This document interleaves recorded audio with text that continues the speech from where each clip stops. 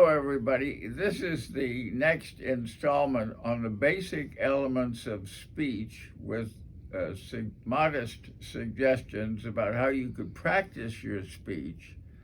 As I say, you may want to give a talk in public, and practicing will help you a lot. One of the things practicing does is helps you get over the tension of speech, which a lot of people have, and certainly I had it when I started.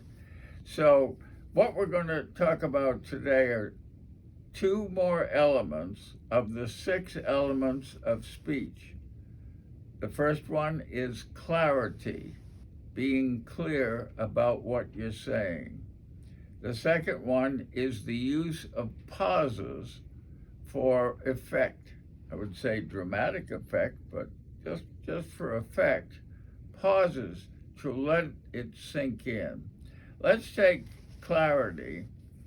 The first issue about clarity is that when people get tired, and in our society that I think hits most of us,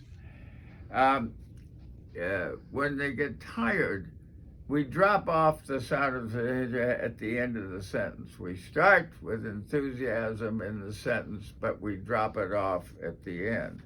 And the point of clarity is, of course, that each word has to be sufficiently distinctive and clear that you are getting across your idea. Now, I want to stress something that I've said a couple of times here. This is all about you. It's not about me. It's certainly not about how you should talk or what you should say or how you like to talk. It's not about that at all.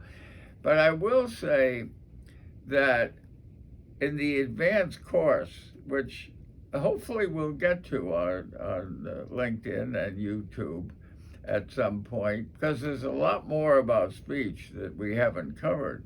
But hopefully, when we get there, in terms of clarity, and this is a purist suggestion, we don't want any extra words in the sentence. We don't want any extra words in the sentence. And that touches upon very strong habits that I found it hard when I started to get rid of the extra words. So, for example, a lot of us will say something, you know what I mean? You know what I mean. Those are extra words. And they don't really add much, except they make us comfortable as the speaker, and we've all done that one time or another, or some phrase or something. No, what we want to say is, I have 3 points. Ladies and gentlemen of the school board, I have 3 points. First, I want to mention this. Second, this. Third, this. Let's take the first one. And the clarity of the sentence is very important. I do not think that this school board should be censoring books as part of your strategy for a lot of reasons. Number one. Number two, and then, of course, number three. Whatever it is. Don't mind my controversial idea. I'm not trying to split up the group. You can say whatever you're going to say, but clarity also has to do with volume. We go back to volume. It makes an impression, an emphasis. It makes an impression. I'm making an impression. This is important, what I'm talking about. And my mood, my tone says, nicely, hopefully, that I really care about this. I care about this. This is an issue that I want to talk about. And I set that tone, but the clarity of the words, each word is sufficiently distinct so that the listener can hear exactly what I'm saying and they understand what I'm saying. Isn't that the whole purpose of speech? So that takes some practice.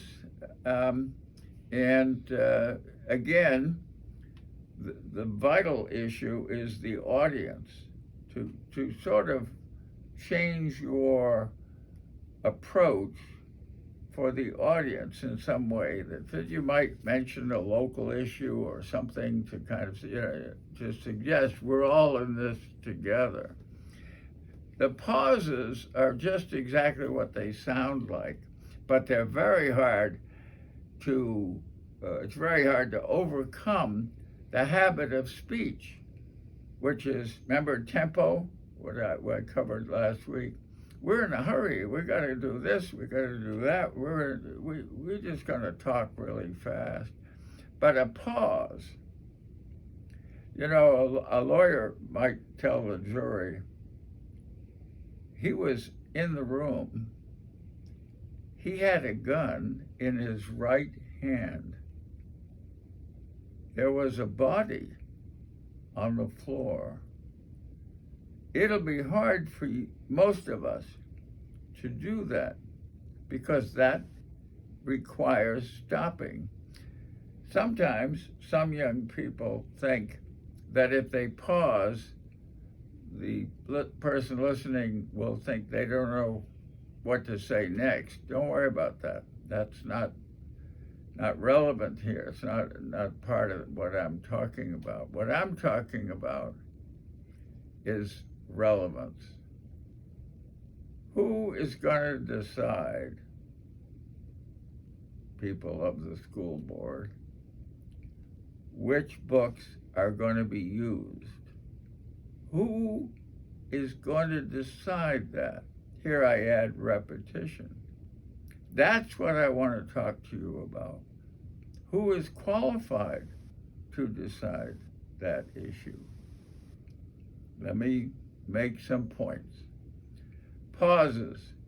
Try it with your machine, your telephone, and do it deliberately. Let me show you an example for clarity. Ladies and gentlemen of the school board, who is going to decide what books will be purchased for the school? That is the issue I want to address today. That is why I came here. That is what all these people with me care about. And they need to be taken into what?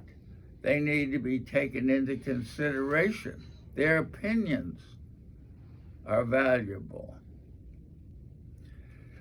So the next episode will take us a step further in the uses of voice with some practical suggestions about the application of the voice to convey and to persuade the listeners.